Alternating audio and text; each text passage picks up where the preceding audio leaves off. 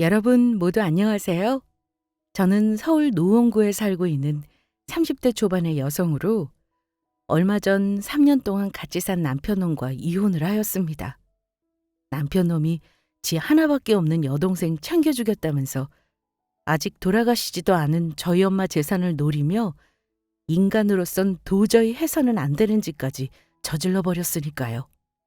그것도 저희 엄마가 암으로 투병하며 고생하는 사이 제가 엄마를 병건화하는 틈을 이용해서 신우 부부와 작당을 하고 말이에요. 남편놈은 저희 엄마가 하루라도 빨리 돌아가시길 바라며 자기 가족들을 챙기느라 바빴던 것입니다.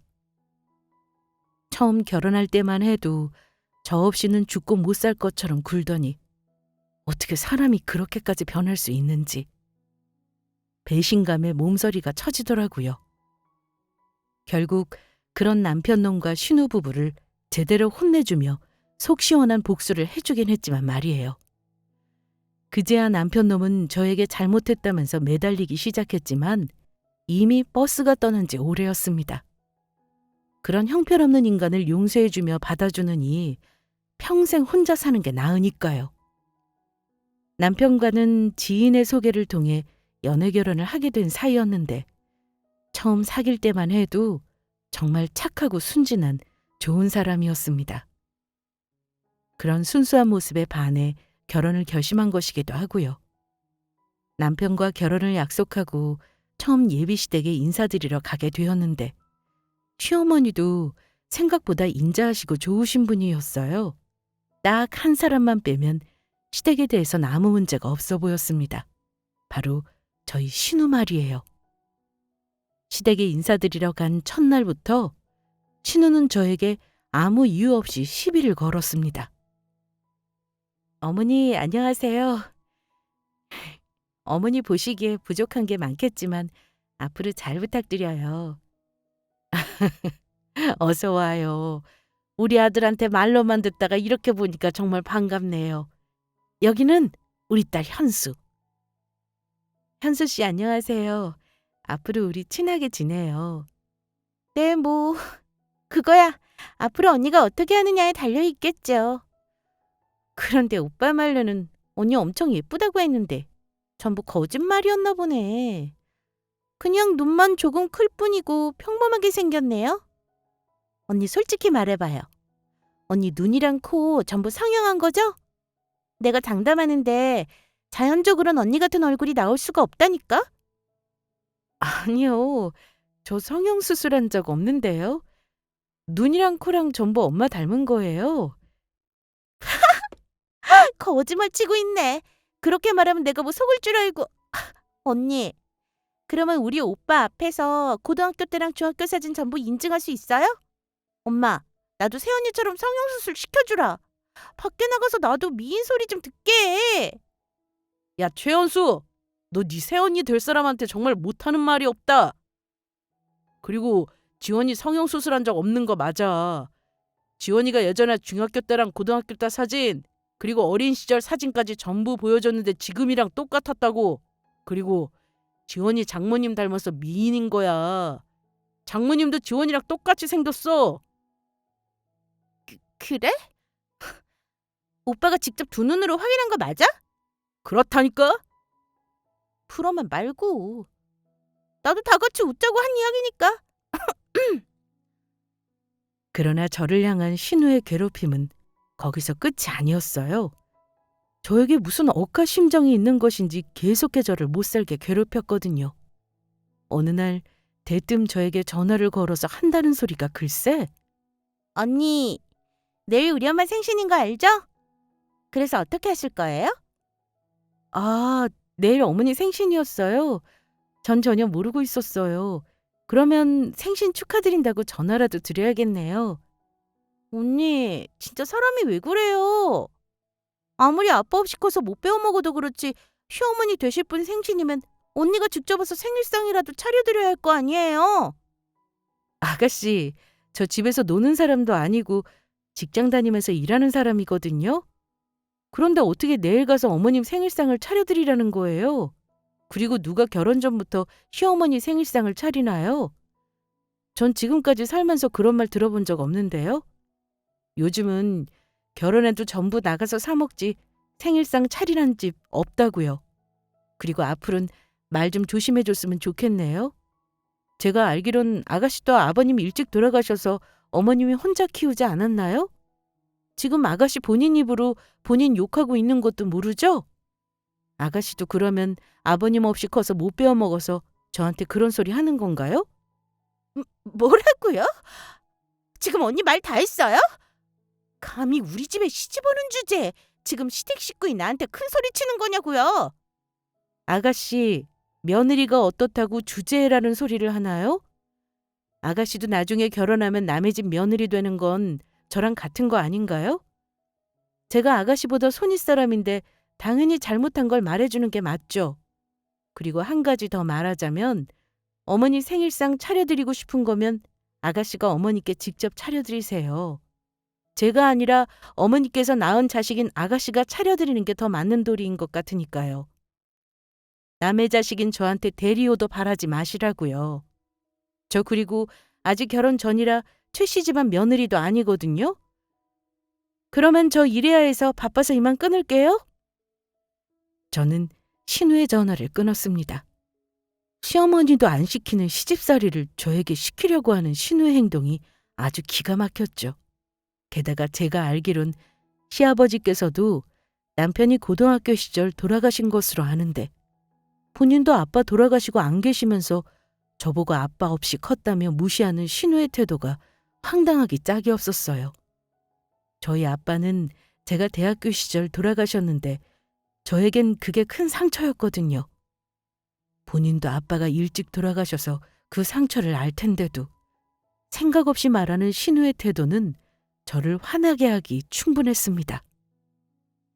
그래서 전 그날 있었던 일을 남편에게 이야기하게 되었고 남편도 신우의 행동에 미안해하며 저에게 사과를 했습니다. 다시는 신우가 저에게 그런 행동을 하지 못하도록 단단히 일러두겠다면서 자기만 믿으라고 하더라고요. 얼마 후 신우는 남편에게 혼난 것인지 저에게 미안하다며 사과 전화를 했습니다. 남편에게 억지로 떠밀려 한 것으로 진심으로 뉘우친 것 같지는 않았지만 말이에요. 그래도 중간에서 막아주는 남편도 있고 저희 부부가 결혼하고 신우 문제로 싸울 일은 없다고 생각했었습니다. 그건 전부 저의 착각이었지만 말이에요. 한결같이 착하고 저에게 다정했던 남편은 저와 결혼하고 시간이 흐르자 조금씩 변하더니 기어이 본색을 드러내고 말았던 겁니다. 그때가 남편과 결혼한 지 2년 정도 조금 흘렀을 때였는데 자기만 믿으라고 말했던 인간은 사라지고 점점 저보다 시댁 식구들을 챙기기에 급급해지더니 나중에는 시어머니와 저희 엄마를 제대로 차별하며 대하기 시작했던 겁니다. 여보, 얼마 있으면 장모님 생신이잖아. 그래서 내가 미리 장모님 선물 좀 마련해왔지. 뭐? 자기가 웬일로 우리 엄마를 먼저 챙겨? 그래서 어떤 선물로 준비했는데? 당신 오랜만에 예쁜 짓도 하고 정말 고맙네. 사위도 자식인데 당연히 내가 장모님을 잘 챙겨드려야지. 저번에 우리 엄마 생일 때 명품백 300만 원짜리 해드렸잖아. 그런데 우리 엄마만 좋은 가방 들고 다니는 게 마음에 걸리더라고. 그래서 내가 장모님 백 하나 사왔어.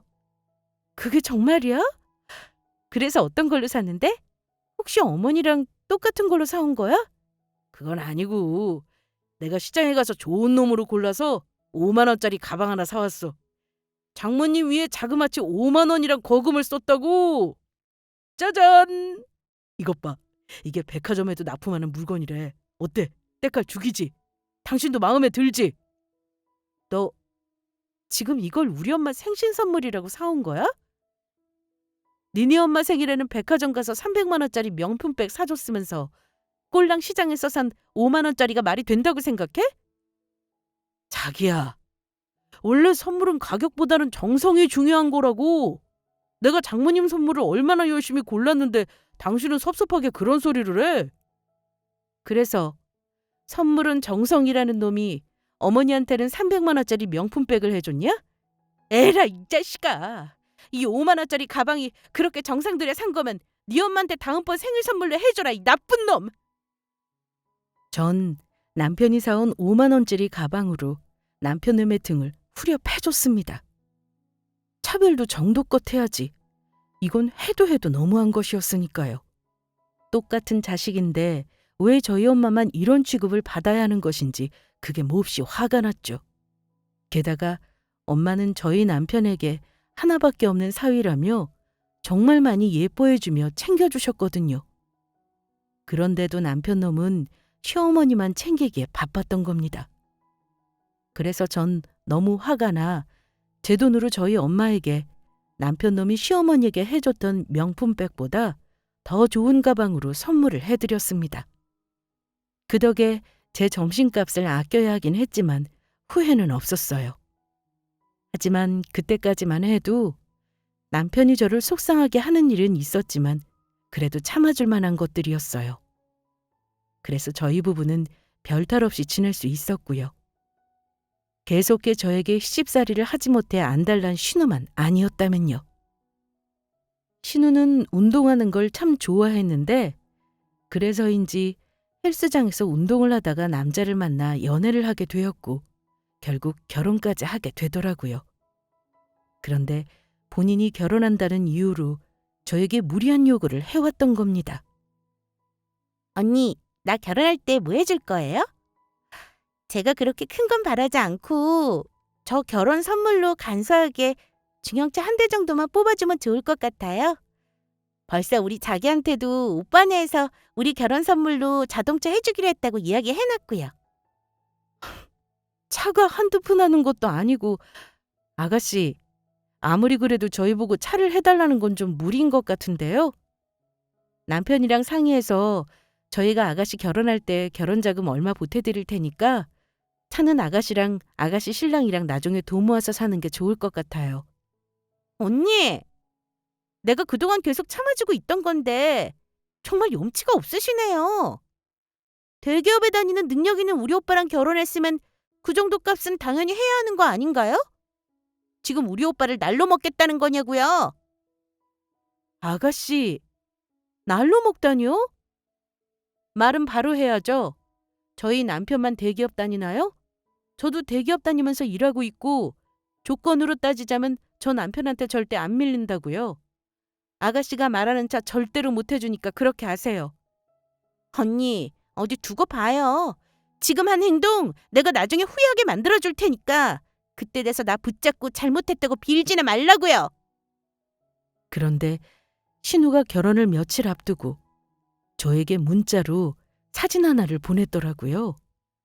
신우가 저에게 사달라고 했던 것보다 훨씬 비싼 외제차를 타고 있는 모습이었습니다. 언니, 이 차 보이세요? 언니네가 타고 다니는 차보다 훨씬 비싼 외제차라고요?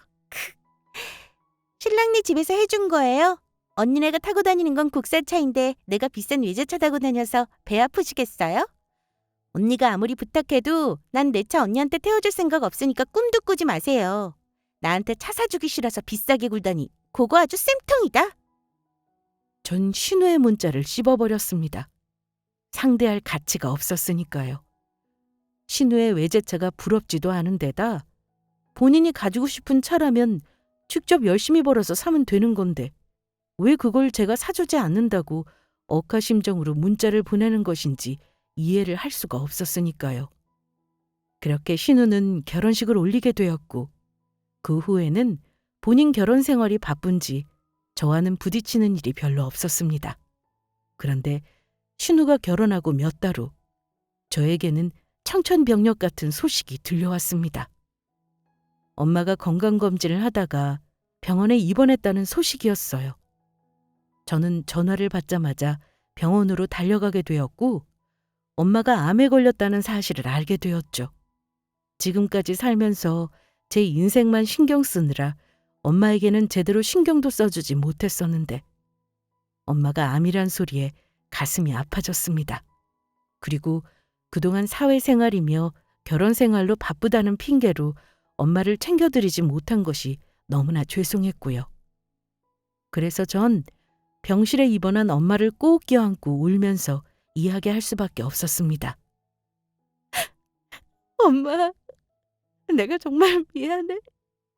엄마가 이렇게 될 때까지 알아차리지도 못하고 하나밖에 없는 자식이 너무 못나서 미안해.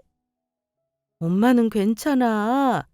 그리고 우리 딸이 못나긴 뭐가 못나. 매일 엄마 잘 있는지 안부 문자도 해주고 한 달에 한 번씩 꼭 엄마 얼굴 보러 집에 들르고 엄마 혼자 외로울까 봐 친구들이랑 여행까지 보내주는 우리 딸처럼 착한 효녀가 세상에 어디 있다고 그런 말을 해? 원래 아이들과 하면 다 하나씩 고장나고 하는 거야. 엄마 수술하면 괜찮아질 거니까 너무 걱정하지 마. 괜찮긴 뭐가 괜찮아. 다른 것도 아니고 엄마 암이라잖아. 내가 엄마 병 무슨 수를 써서라도 꼭 낫게 할 거야. 그러니까 엄마 아무 걱정하지 말고 있어. 이 엄마 딸만 믿으라고. 전 바로 남편에게 연락을 했습니다. 엄마가 암으로 병원에 입원했으니 퇴근하면 바로 달려와 달라고요. 남편은 제 말에 알겠다고 말하고 회사가 끝난 후 바로 와주었습니다. 그런데 엄마의 병문안을 왔던 남편은 저의 엄마가 아프다는 말에도 위로에 한마디 없이 시큰둥한 반응을 하더니 무언가 다른 고민에 빠진 사람 같았어요. 그러더니 저랑 단둘이 있을 때 이상한 걸 확인하더라고요. 여보, 장모님 암인 거 확실하지? 그렇다니까. 그런데 그건 왜 자꾸 확인하는 건데? 아무것도 아니야. 그냥 장모님이 암이라고 하니까 놀라서 그렇지. 그러면 앞으로 장모님은 계속 병원에서만 지내시는 건가? 엄마 수술 마치고 제대로 케어하려면 병원에서 퇴원해도 당분간은 우리 집 근처 요양병원에서 지내시는 게 좋을 것 같아. 그래야 나도 수시로 들러서 엄마 돌볼 수 있을 것 같으니까. 그런가? 그렇게 전 남편과 상의 후 엄마를 저희 집 근처 요양병원에 모시기로 했습니다. 치료를 받는 동안 집에 혼자 있을 엄마가 걱정이 되었고 저희 집 근처 요양병원에 모시면 제가 수시로 오가며 엄마를 간병하기도 편할 것 같았거든요. 그래서 혹시 필요할 때를 대비해 엄마의 중요한 짐들도 정리해서 전부 저희 집에 옮겨놓았습니다. 엄마가 불편하지 않도록 그때그때 필요할 때마다 저희 집에서 바로 가지고 올 수 있게요. 그리고 전 회사를 관두게 되었어요. 물론 간병인을 쓰는 방법도 있었지만 전 그러고 싶지 않았거든요.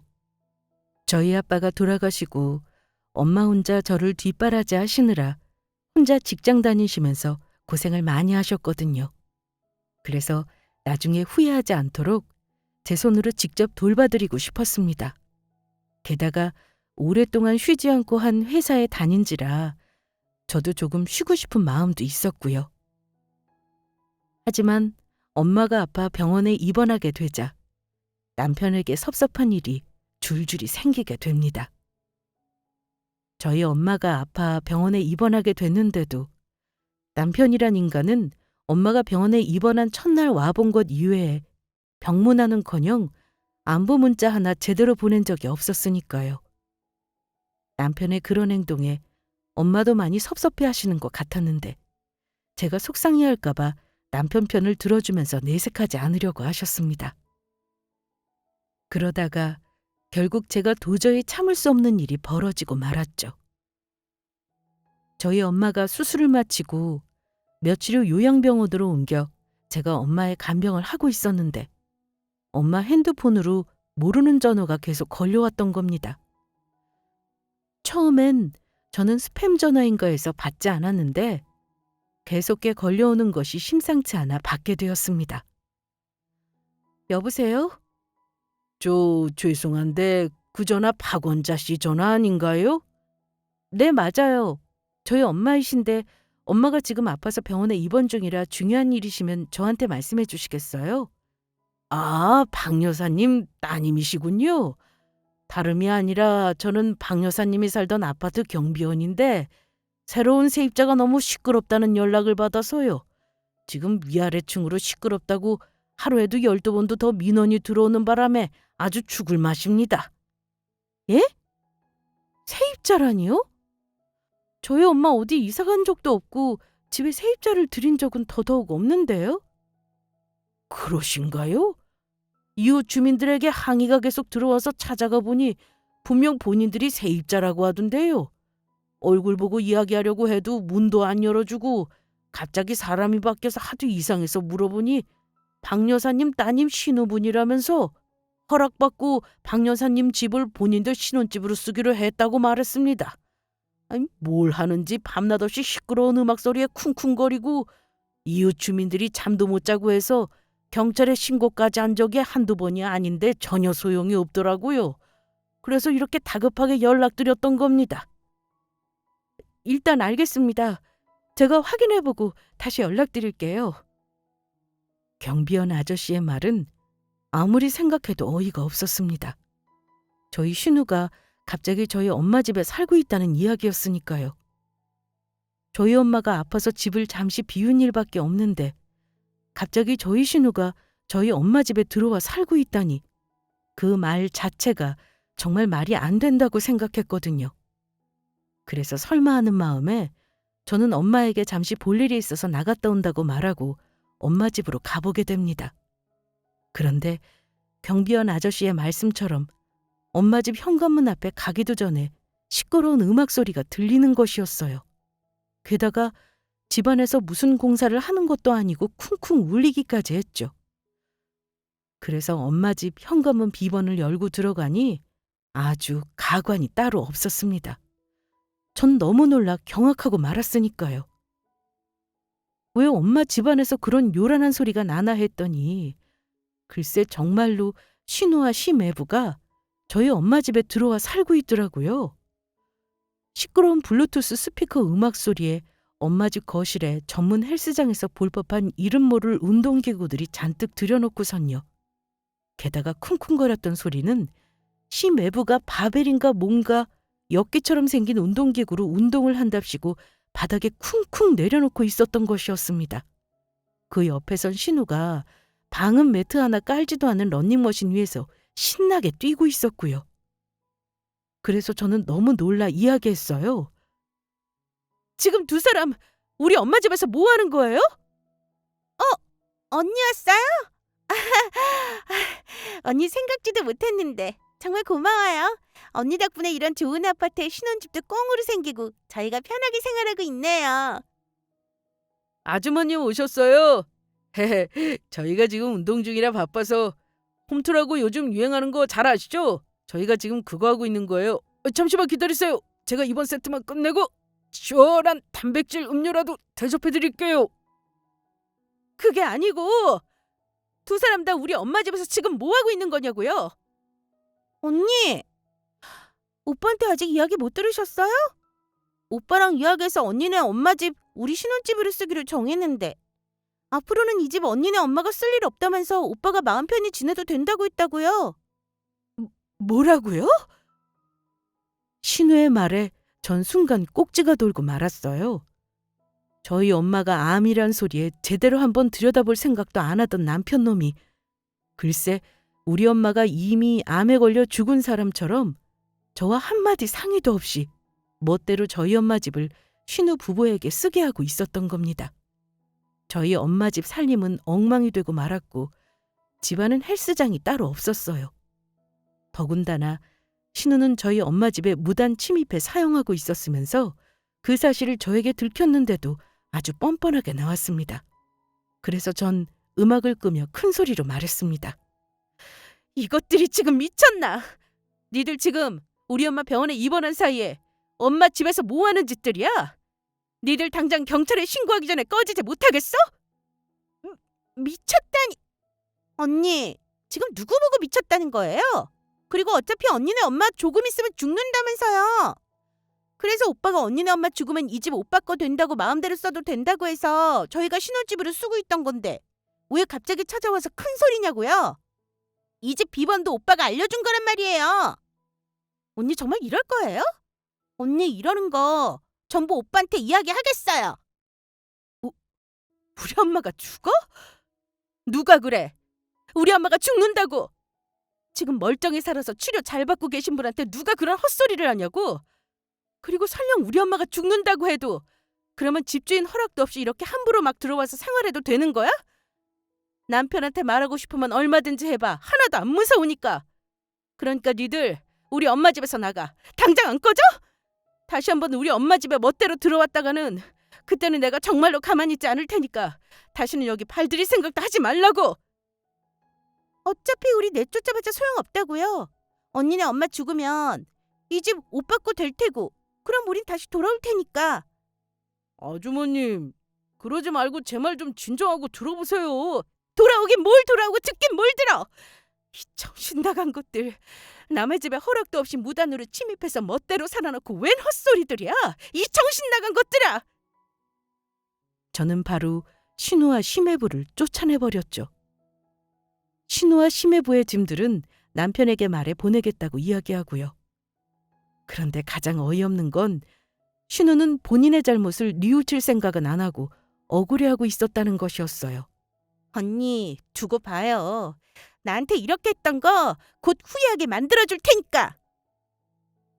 그렇게 신우와 심해부 쫓아냈고 경비원 아저씨께 말씀드렸습니다.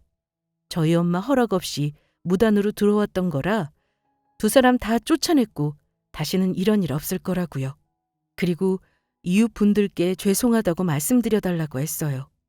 죄송한 마음에 음료수 박스까지 사과 편지와 함께 경비원 아저씨며 피해본 이웃분들에게 선물로 보내드렸고요. 그리고 그날 전 남편놈과 싸우게 되었죠. 당신 어떻게 그럴 수 있어?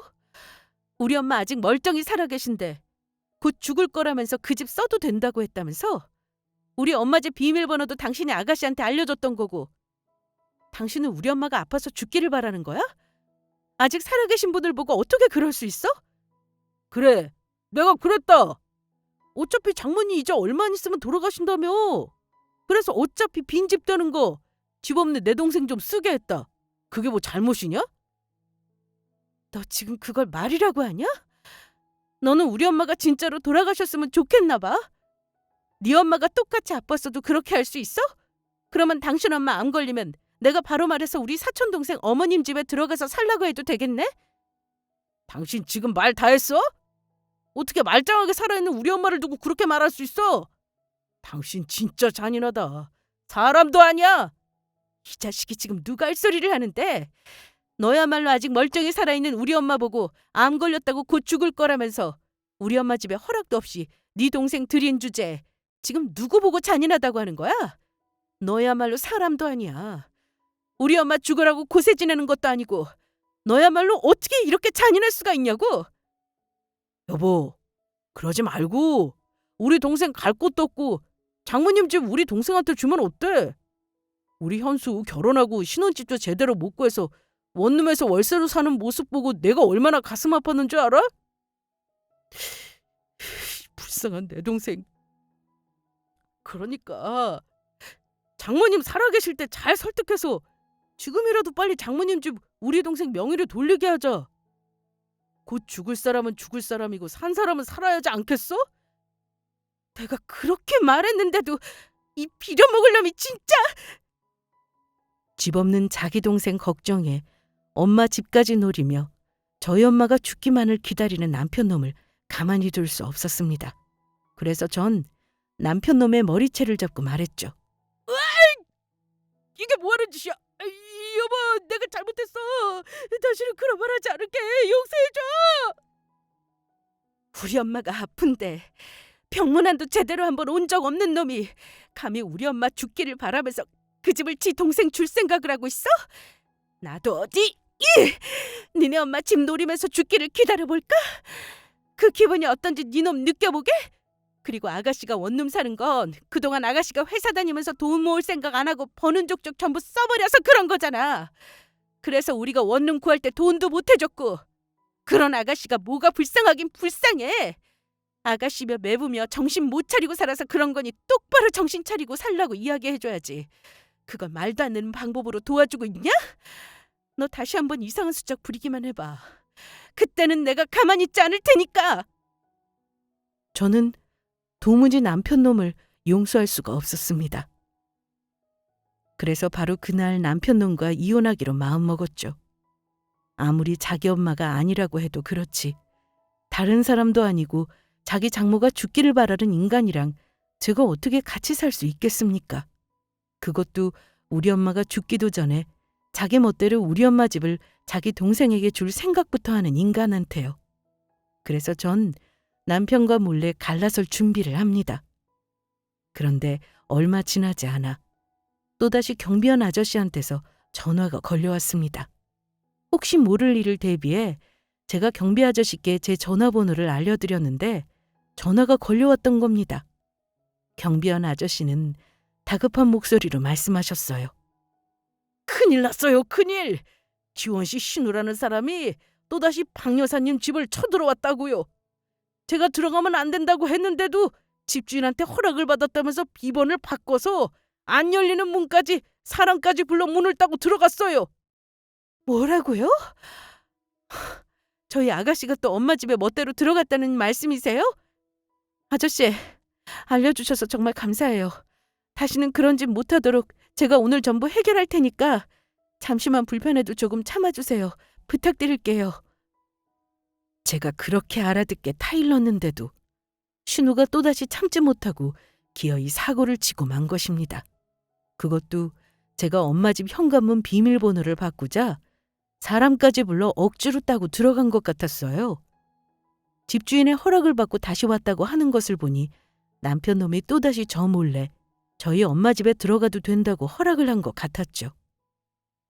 그래서 전 그날 저녁 남편 퇴근 시간에 맞춰 엄마 집으로 향하게 되었습니다. 오늘은 남편이며 신우 부부며 제대로 된 끝장을 봐야 했으니까요. 남편에게는 제가 지금 엄마 집으로 향하고 있으니 당장 달려오라고 문자를 보냈습니다. 만약 오지 않으면 오늘이 저를 보는 마지막 날이 될 거라는 내용과 함께요. 그렇게 도착한 엄마 집엔 신우 부부가 이웃집에 피해를 주는 건 아랑곳하지 않고 또다시 음악을 크게 틀어놓은 채 쿵쿵거리며 홈트를 하고 있었어요. 그리곤 제가 집에 들어오는 모습에는 당황해하는 기색 없이 아주 뻔뻔하게 나왔죠. 언니, 왔어요? 오빠한테 물어보니 저 여기 있어도 된다고 해서요. 그러게 내가 저희 쫓아내도 소용없을 테니까 괜히 후회할 짓 하지 말라고 했죠? 오빠 허락받고 어차피 이렇게 우리가 다시 들어와 살게 될지도 모르고 그때 저랑 우리 신랑 무시하면서 내쫓고 함부로 했던 거 전부 사과하세요. 그러지 않았다가는 제가 앞으로 언니 시집살이 제대로 시킬 테니까. 아, 그러세요? 그 전에 조금만 기다려보세요. 얼마 후 남편은 뛰어왔는지 거칠게 숨까지 몰아쉬며 엄마 집에 도착했습니다. 그리곤 양심에 찔리는지 저의 눈치를 보았어요. 전 남편을 보자마자 바로 이야기했습니다. 당신 이게 뭐야? 또 내 허락 없이 아가씨네 부부 우리 엄마 집에 들인 거야? 아, 당신한테 또 들키고 말한데 니들 그러게 내가 이번에는 조용히 지내라고 했잖아. 왜 시끄럽게 울어서 집사람까지 알게 만들어?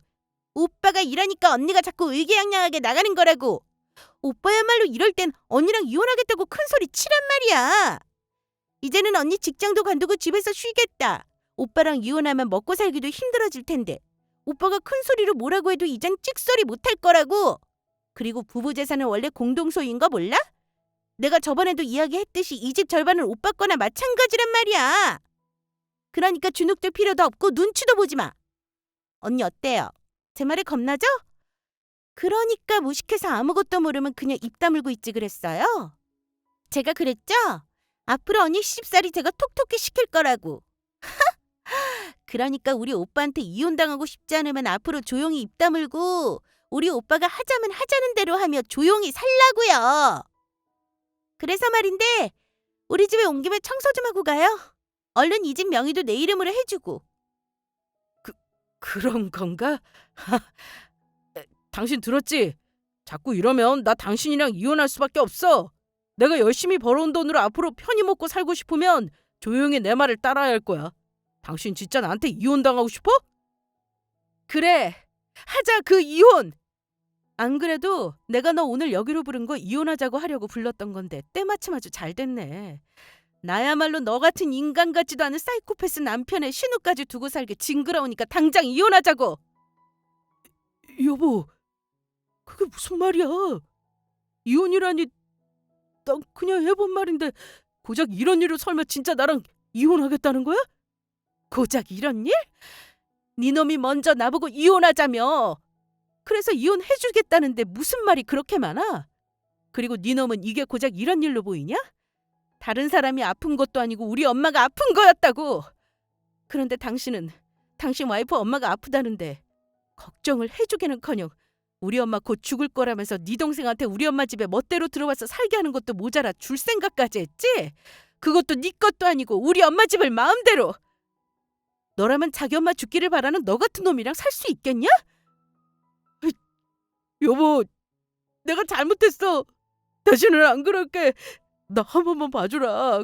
그리고 어차피 장모님 돌아가시면 이 집 나한테도 권리 있는 거고, 물론 당신 말처럼 우리 현수가 생각 없이 살아서 그렇게 된 건 맞지만 그래도 내 동생이고 집도 없고 하니까 불쌍해서 그랬던 거야. 너는 집 없는 네 동생만 불쌍하고 암 걸린 우리 엄마는 하나도 안 불쌍하지?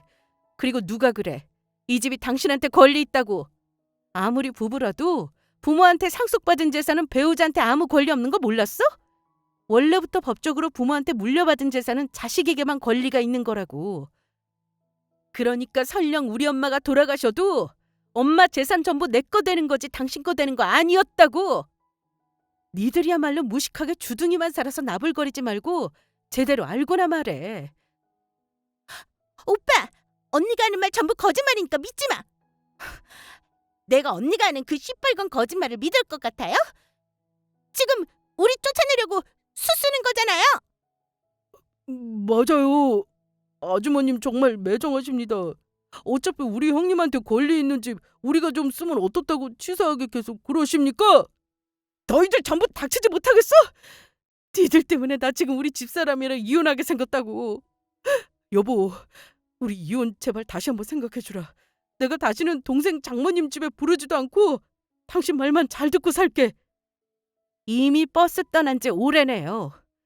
그리고 어차피 당신이랑 이혼하게 된 김에 내가 새로운 사실 하나 알려줄까? 당신이 너무 아무것도 모르는 것 같아 내가 설명해주는 건데 우리 엄마 암이라도 죽을 병 아니거든? 다행히 자궁암 1기라서 자궁만 떼어내고 관리만 잘하면 예전처럼 건강하게 오래오래 사실 수 있다고 했어. 그러니까 난 네 놈이랑 이혼하고 나서 이 집에서 우리 엄마랑 오래오래 오순도순 살 거란 이야기지. 내가 마지막으로 경고하는데 꼴도 보기 싫으니까 니들 당장 우리 엄마 집에서 나가! 여보, 그게 무슨 말이야. 내가 잘 몰라서 그러는데 원래 자궁암 걸리면 위험한 거 아니었어? 전부 오래 살지 못하고 죽는 거 아니었냐고. 난 그래서 우리 현수도 장모님 집에 들어와서 살게 했던 건데. 우리 엄마가 암에 걸렸다고 이제 신경조차 안 쓰더니 얼마나 관심이 없었으면 자궁암이 어떤 건지도 모르냐? 전부 필요 없고 경찰 부르기 전에 니들 내 눈앞에서 사라져! 그러나 엄마가 치료받고 곧 완쾌가 되어 집으로 다시 돌아올 거란 저희 말에도 신우와 심해부는 그 현실을 받아들이기 싫은지 저희 엄마 집에서 나가지 않겠다고 발악을 하며 용을 쓰더라고요. 남편 또한 잘못했다면서 저에게 매달려 빌었고요. 하지만 용을 써봤자 소용이 없었습니다. 곧 경찰들이 들이닥쳤으니까요. 제가 엄마한테 엄마 집에 신우와 심해부가 허락도 받지 않고 들어와 살고 있으니 제가 연락을 하면 바로 경찰에 신고해달라고 이야기를 해뒀거든요. 하지만 저의 경고에도 신우와 심해부는 정신을 차리지 않았고 전 바로 엄마한테 경찰에 신고하라고 문자를 보낸 상태였던 겁니다. 그래서 저희 엄마가 신우와 심해부를 주거 침입죄로 신고를 했던 거고요. 집주인 허락도 없이 무단으로 집에 들어왔다는 신고가 들어와서 출동했습니다. 집주인이 퇴거를 요청했는데도 불응하면 긴급 체포할 수 있습니다. 싫어! 내가 왜 나가야 하는데?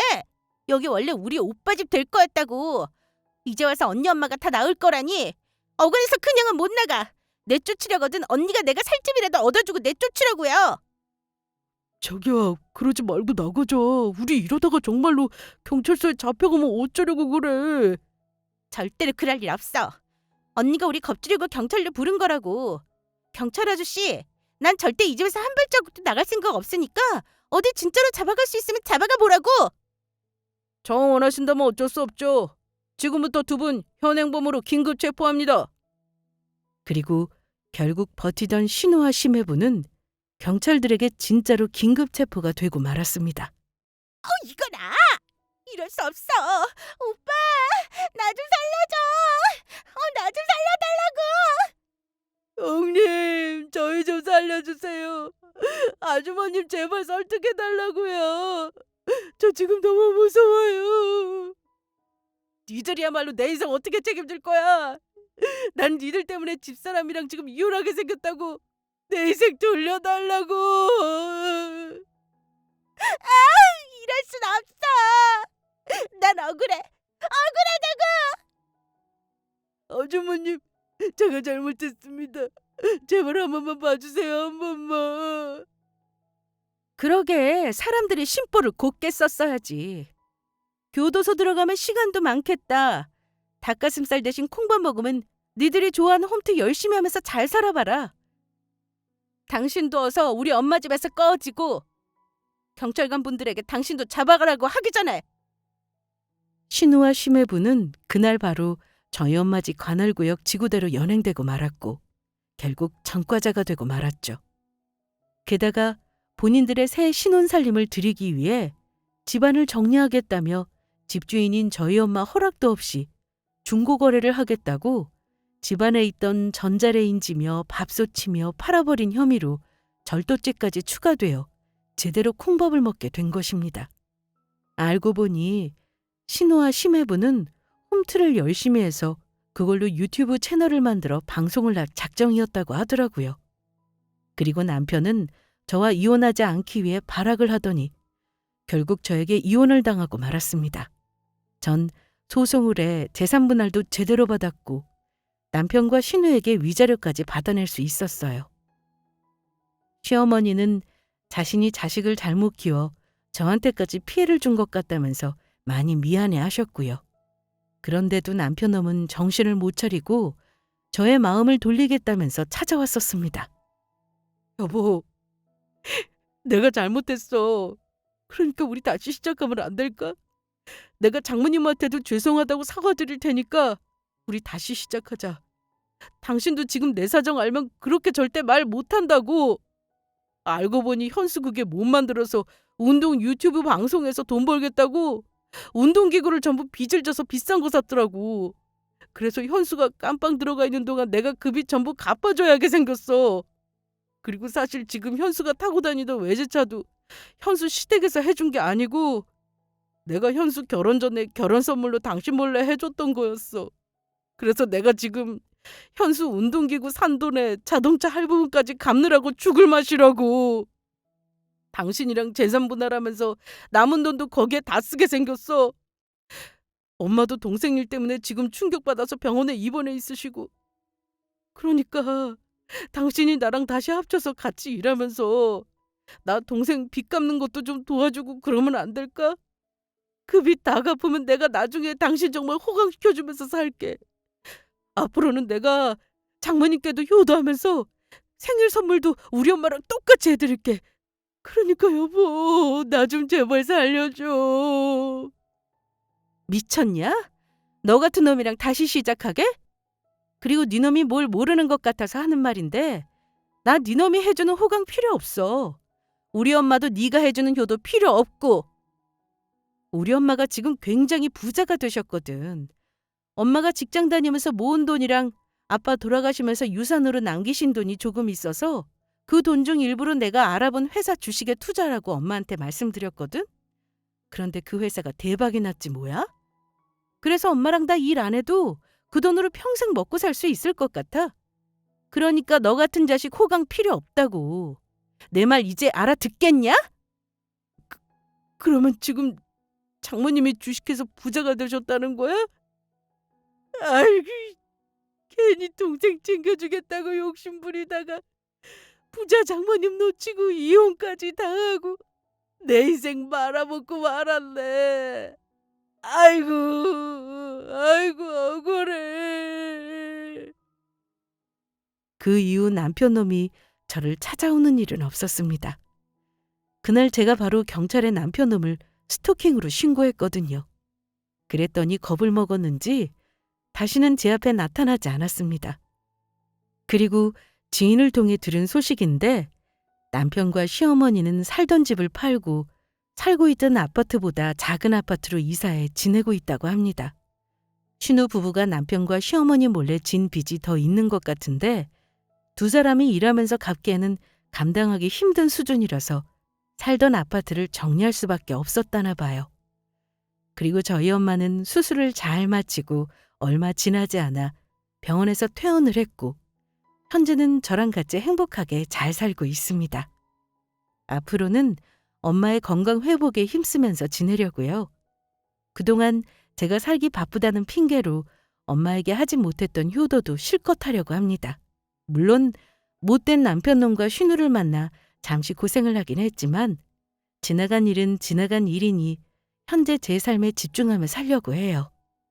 허비한 시간이 억울한 만큼 더 열심히 행복하게 살아보려 합니다. 끝까지 제 사연 들어주셔서 모두 감사합니다. 여러분 행복하세요.